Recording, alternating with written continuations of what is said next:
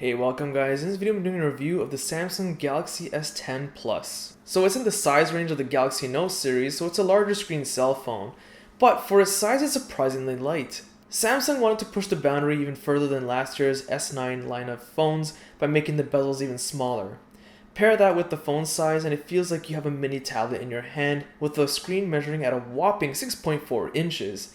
But the body itself isn't too large. Speaking about the screen, as expected from a Samsung flagship device, the screen is incredibly sharp, it's great colors, and some of the best viewing angles I've ever seen. Lately, phones are starting to look rather similar with small bezels and of course that notch that the iPhone made popular, but Samsung keeps the hole punch for the front cameras, which appears to rest in the notifications. I thought this would be annoying, but after a few hours with the phone, I completely forgot it exists, even when watching YouTube videos in full screen mode. So one of my favorite features is the Fingerprint Reader is now built into the screen, and I have to admit I'm incredibly impressed by its performance. Out of the box there was a firmware update, and I have to admit that I've never experienced any issues with it thus far. With the screen off, at first it was annoying as I kept placing my finger in the wrong spot, but after a few days I naturally started placing it in the correct spot and the screen would unlock quickly. Having the fingerprint reader in the screen is great as you don't have to lift it to unlock it. The biggest sour item of the device is the price. It's way too overpriced, and that goes even for the Galaxy S10e and the regular Galaxy S10. Continuing back with some of the cool features, there are two speakers on this phone providing great sound. One speaker is on the bottom and one speaker is in the earpiece where you usually hear when making phone calls. Unlike Galaxy or Apple smartwatches, it won't automatically log your workout details when you start, getting pretty active. You have to manually. The dual speakers are great, but like the Galaxy S devices from the last few years, the vibration intensity is pretty low, making it easy to miss notifications while walking with the phone in your pocket.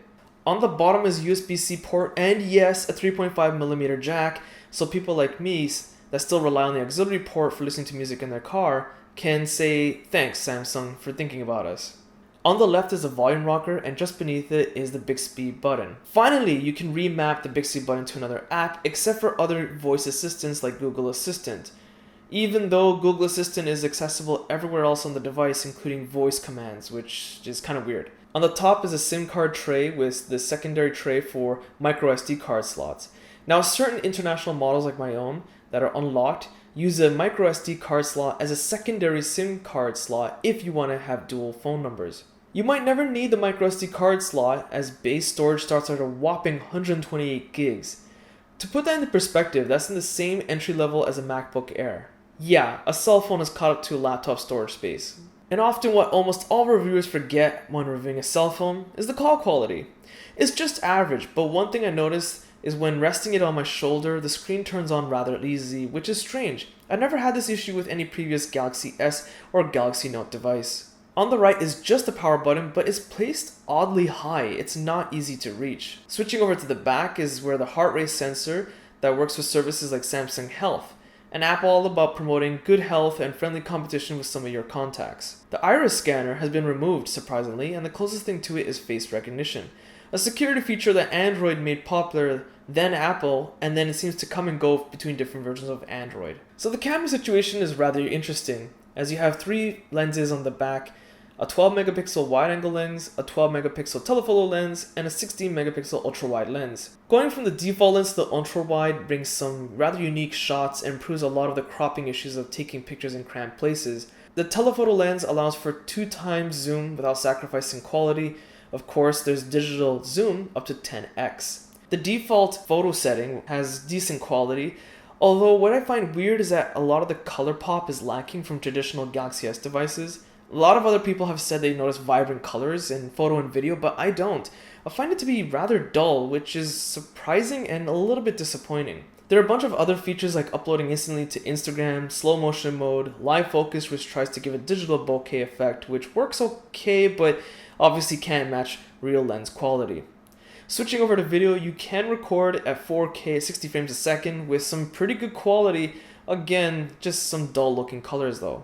When it comes to low light quality for photo and video recording, it's a little lacking. Now the front facing cameras has a dual lens options, one at 10 megapixels and one at 8. The photo quality is decent, but I'd rather have it with a single wide angle lens, allowing for group selfies easily, and put the LED notification light back. because it doesnn't exist. This is the first time in a long time there's no LED notification light. It comes with Android 9 out of the box, and yes, Samsung skin overlay is there, but wait, it's actually good. Samsung recently overhauled their skin overlay by calling it One UI. It's much cleaner than ever before and has a built-in night mode, which is actually just kind of like a dark theme, which is overall great, and I no longer require to install a third-party theme. Although I'm still not a fan of the home screen setup, as the Google and Samsung apps are grouped together and Bixby's to the far left of the home screen. For this, I still use Nova Launcher Premium. Despite making their interface simpler and easier to use, this still stays true to a typical Samsung flagship device with a lot of features. It supports fast wireless charging, it's IP68 certified, so it's dust and water resistant. It has screen edge shortcuts, and also has power sharing mode, which you can activate from the notification settings, which basically allows you to turn your Galaxy S10 Plus device into a wireless charger, and is pretty much compatible with any wireless Qi devices. Depending on which version you get of the phone, which is mainly region dependent, the CPU and GPU will differ. One version comes with a Qualcomm Snapdragon 855 processor and an Adreno 640 GPU.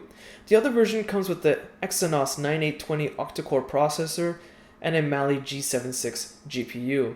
In a nutshell, and to make this very simple to understand, both processors with both GPUs are completely overkill for a cell phone.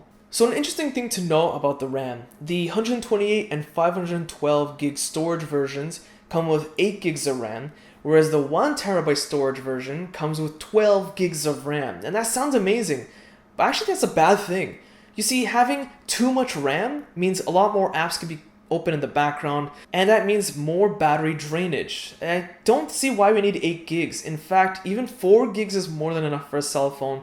No one needs to multitask this many apps. It's just ridiculously overkill. Instead of shoving all this RAM into there, which is really useless, I wish they would have focused more on battery performance, for example. Still on the topic of the battery, there's a huge 4100 milliamp battery inside, which is just average of a phone, well, for this size anyway.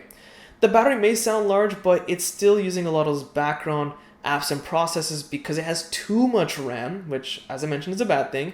And of course, there's a large screen. My average usage was about a day and a half, which is pretty good. It's kind of average what you expect from a phone battery performance. For connectivity, it's one of the first smartphones to support Wi-Fi 6. And I do have a link to another video explaining what Wi-Fi 6 is in the video description. Of course, it also supports Bluetooth 5.0, GPS, NFC, wireless Qi charging, USB-C, and of course the headphone jack, which I mentioned earlier. So I've always been a fan of Samsung Galaxy as flagship devices, and this is no exception. It's got almost everything you would want: a headphone jack, wireless Qi charging, wireless reverse charging of other devices. It's dust and water resistant. The price is the biggest disappointment though. Samsung was great because they offered some of the best devices in the world at decent prices.